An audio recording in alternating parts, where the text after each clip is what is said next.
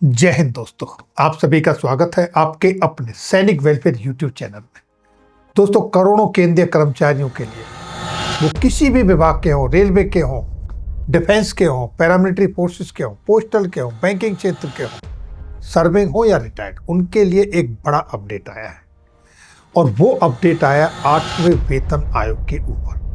जैसा कि आप सभी जानते हो, सरकार के ढुलमुल रवैये को देखते हुए अब सेंट्रल गवर्नमेंट एम्प्लॉयज की संस्थाओं ने बड़ा कदम उठाया है। क्या कदम उठाया है ये देखिए, आपके सामने द इकोनॉमिक्स टाइम्स के अंदर ये खबर छपी है, जैसा कि आप यहाँ देख पा रहे हैं। ये हेडिंग, ये खबर कहाँ से निकली है, इसके संदर्भ में ऑफिशियल लेटर की अगर आप बात करें तो ये देखिए, 23 जनवरी 2026 को confederation of central government employees and workers की तरफ से ये एक औपचारिक नोटिस जारी किया गया है कैबिनेट सेक्रेटरी के नाम, और उन्होंने 12 फरवरी के लिए स्ट्राइक की नोटिस दी है और उन्होंने इससे संबंधित अपने मुद्दे रखे हैं। और वो मुद्दे रखे हैं 2 पार्ट में, पार्ट 1 और पार्ट बी। जो मुद्दे क्या हैं, अगर हम मुद्दों की बात करें तो देखिए, पार्ट 1 में चार्टर ऑफ डिमांड पार्ट 1 और charter of demand part B 2 है। पार्ट 1 में 10 मुद्दे हैं और पार्ट बी में 12 मुद्दे हैं। ये मुद्दे आखिर हैं क्या, अगर हम इन पर संक्षिप्त व्यवहार करें, पार्ट ए में देखिए, पहला मुद्दा सबसे इंपॉर्टेंट, 8वें वेतन आयोग का जो टर्म्स ऑफ रेफरेंसेस जारी किए गए थे उनमें परिवर्तन की बात की गई है और कहा है कि उसके अंदर स्टाफ साइड और कॉन्फेडरेशन की तरफ से जो मुद्दे उठाए गए थे उनको सम्मिलित किया जाए। दूसरा देखिए क्या कहा गया है, 50% DADR को बेसिक पे और बेसिक पेंशन में मर्ज करें, और 8वां वेतन आयोग अपने टाइम पर नहीं आ रहा है, लेट आ रहा है, इसलिए 1 जनवरी 2026 से 20% इंटरिम रिलीफ देने की मांग रखी गई है। और तीसरा जो मुद्दा है वो आपके सामने देखिए, जितनी भी NPS UPS जो पेंशन स्कीम आई है उनको खत्म किया जाए और OPS पेंशन को बहाल किया जाए। ये मांग अभी तक अब जिंदा है और ये प्रबल अब जोर पकड़ रही है। चौथी जो बात कही गई है, पेंशनर के साथ कोई भी भेदभाव नहीं होना चाहिए रिटायरमेंट डेट या पे कमीशन के आधार पर। जैसा कि आप सभी जानते हैं, टर्म्स ऑफ रेफरेंस में पेंशनर्स को इंक्लूड नहीं किया गया था, और हालांकि वो चीज़ बाद में पार्लियामेंट के अंदर पेंशनर्स को इसका फायदा मिलेगा कही गई थी बात।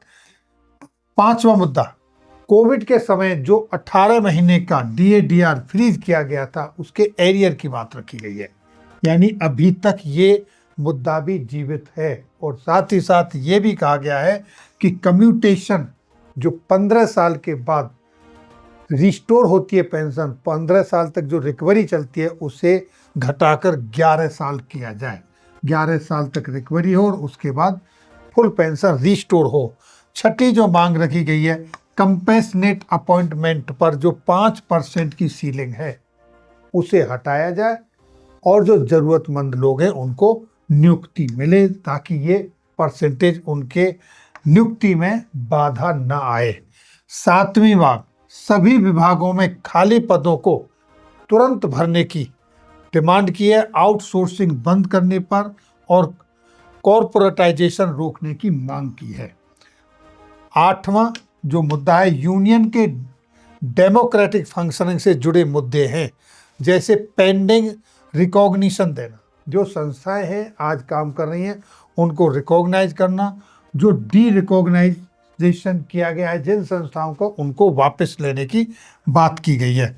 और 9वीं, JCM के तहत बोर्ड ऑफ आर्बिट्रेशन के कंसेंसस अवार्ड्स लागू करने की मांग की गई है।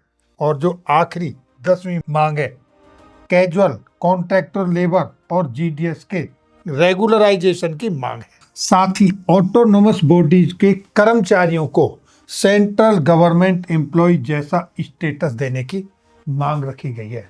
तो ये 8वें वेतन आयोग से संबंधित 10 मांगे हैं, लेकिन 10 मांगों के अंदर एक एक के साथ दो दो और भी हैं, तो ये मल्टीपल बहुत सारी मांगे हैं जो रखी गई हैं। अब देखिए पार्ट बी में जो मांगे हैं वो थोड़ी इनका दायरा बड़ा है और 8वें पे कमीशन से आगे जाता है। इसमें मुख्य देखिए पूर्ण लेबर कोर्स को रद्द करने की बात की गई है, कैजुअलाइजेशन और आउटसोर्सिंग के खिलाफ स्पष्ट मांग है और कॉन्ट्रैक्ट वर्कर्स के लिए इक्वल पे और इक्वल वर्क की बात की गई है, मिनिमम पेंशन की बात की गई है, महंगाई नियंत्रण, एसेंशियल जो आइटम्स हैं उन पर जीएसटी हटाने, पेट्रोलियम और कुकिंग गैस पर टैक्स कम करने, फूड सिक्योरिटी और यूनिवर्सल पीडीएस जैसी मांगें रखी गई हैं, प्राइवेटाइजेशन और कॉरपोरेटाइजेशन रोकने की मांग की गई है, ड्राफ्ट इलेक्ट्रिसिटी अमेंडमेंट बिल 2025 वापस लेने की मांग की गई है। तो इसमें बहुत सारी बातें हैं, राइट टू वर्क, रोजगार सृजन और सभी सैंक्शन पोस्ट भरने की मांग की गई है, वो इसमें सम्मिलित रखी हैं, free education, health, water, sanitation, housing for all, इस तरह की बहुत सारी मांगे इसके अंदर रखी गई हैं जो कि ये 8वें वेतन आयोग से आगे जाती हैं। तो इस तरीके से ये मुद्दे उठाए गए हैं और ये आप स्टडी कर सकते हैं। सारे लेटर जो भी हैं आप हमारे व्हाट्सएप चैनल पर जुड़ेंगे तो वहाँ पर ये इनकी कॉपियाँ मिल जाएंगी।